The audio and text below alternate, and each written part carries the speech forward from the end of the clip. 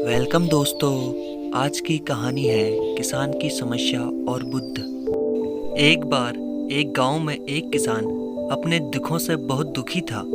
किसी ने उसको बताया कि तुम अपने दुखों के समाधान के लिए गौतम बुद्ध की शरण में जाओ, वह तुम्हारे सभी दुखों का समाधान कर देंगे।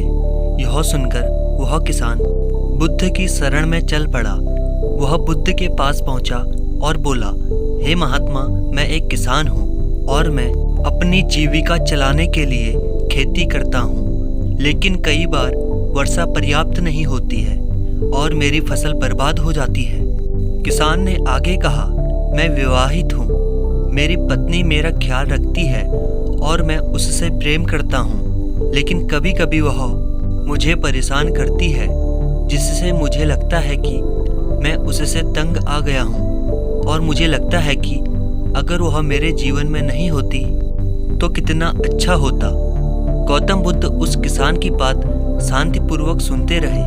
किसान ने आगे कहना जारी रखा और बोला, मेरे बच्चे भी हैं, वह अच्छे हैं, लेकिन कभी कभी वो मेरी बात नहीं मानते हैं और उस समय मुझे बहुत क्रोध आता है। लगता है वह मेरे बच्चे हैं ही नहीं। किसान ऐसी ही बातें बुद्ध से करता गया और उसने अपने सारे दुखों को एक एक करके बताया।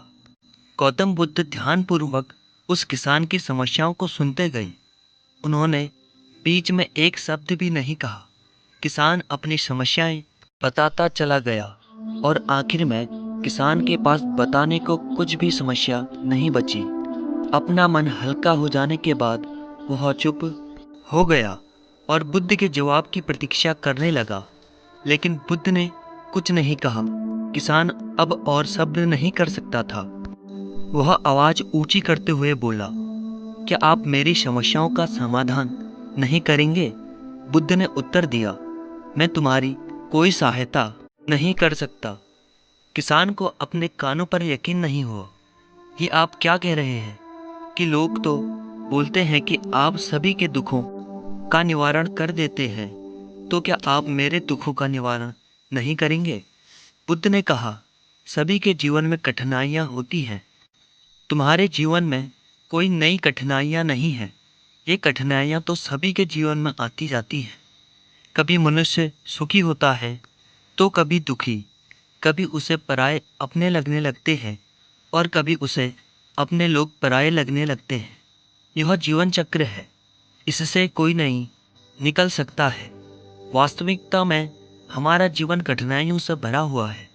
मेरा, तुम्हारा और सभी लोगों का जीवन समस्याओं से ग्रसित है, इसलिए मैं इन समस्याओं का समाधान नहीं कर सकता हूँ। यदि तुम किसी एक समस्या का उपाय कर भेजो तो उसके स्थान पर एक नई समस्या खड़ी हो जाएगी। यही जीवन का अटल सत्य है। यह सुनकर किसान क्रोधित हो गया और बोला, सब लोग कहते हैं कि आप महात्मा हैं। मैं यहाँ एक आस लेकर आया था कि आप मेरी सहायता करोगे। अगर आप मेरी समस्याओं का समाधान ही नहीं कर सकते तो मेरा यहाँ आना व्यर्थ हुआ। इसका मतलब सभी लोग झूठ बोलते हैं। मैं बेकार ही आपके पास आया। इतना बोलकर किसान उठकर जाने लगा।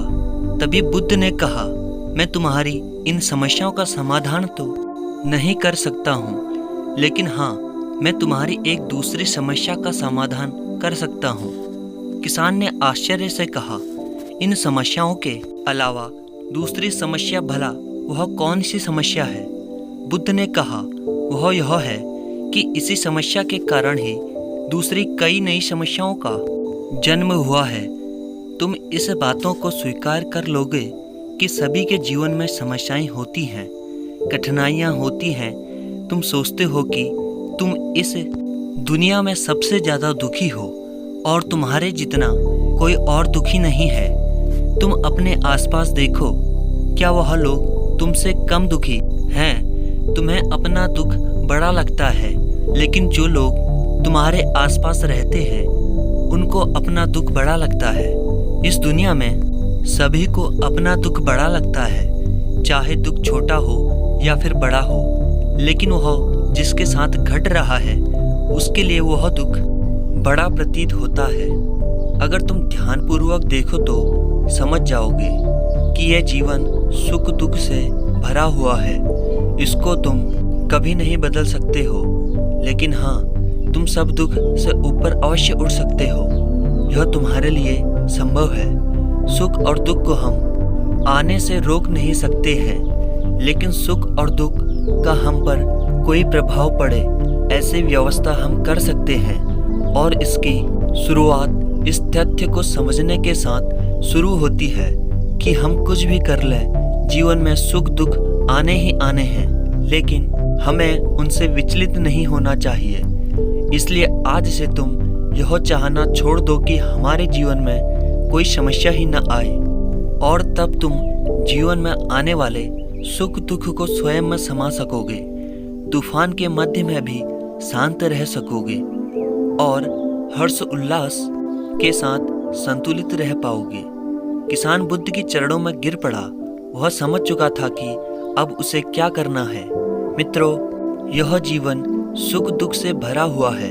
ऐसे में यह सोचना गलत है कि दुख कभी आए ही नहीं। इस कहानी में भगवान बुद्ध द्वारा कही गई बातें हमें दुख से घबराने या सुख में अत्यंत उत्साहित होने की जगह एक संतुलित जीवन जीने का संदेश देती है। यदि आपको यह कहानी पसंद आई हो तो कृपया इसे अपने दोस्तों के साथ शेयर करें तथा चैनल को सब्सक्राइब करना ना भूलें।